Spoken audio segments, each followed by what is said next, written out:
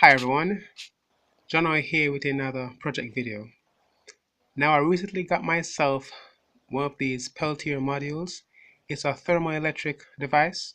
So when you apply a DC voltage to it, one side gets really hot while the other side gets really cold. Now one of the cool things with this is that if you can keep the hot side cool, then the cold side will get even colder, so much that it can even go as much as to some extent freezing, as I'll demonstrate shortly.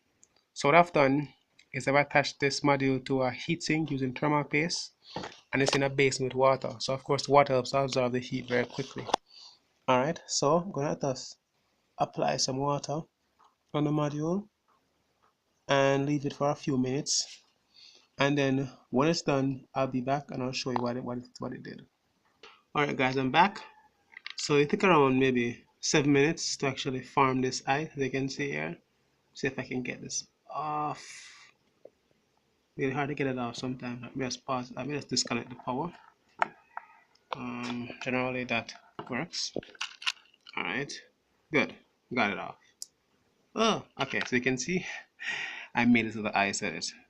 Very cool. So what I plan to do with this Peltier module is this little container that I normally use for storage purpose. Alright, I'm going to actually use the Peltier, use it as a little Peltier cooler. So it'll help to keep the things that I put inside of it cool.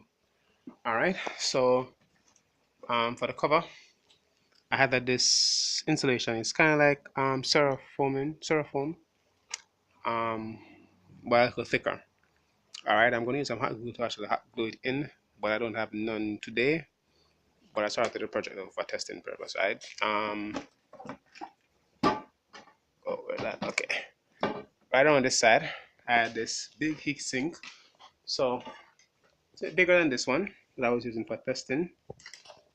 And I had a little fan, well, two little fans to it. I'm actually supposed to collect a bigger fan for it. But I'm gonna be using the bigger fan. All right, and this is a little switch, a little button switch. Yeah, that's for the regular turn on and turn off. All right, and I think what I'm gonna do is I'm gonna put another switch. So I'm gonna have one that will let the fan run by itself, and the other one is for the Peltier.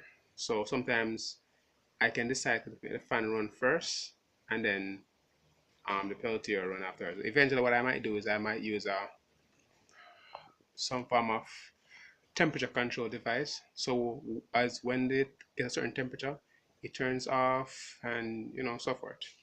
Alright, and so inside here is where I'll be attaching the module. So this is the heatsink for the cold side, without a fan heated to it, and a little space so it can suck the cold air.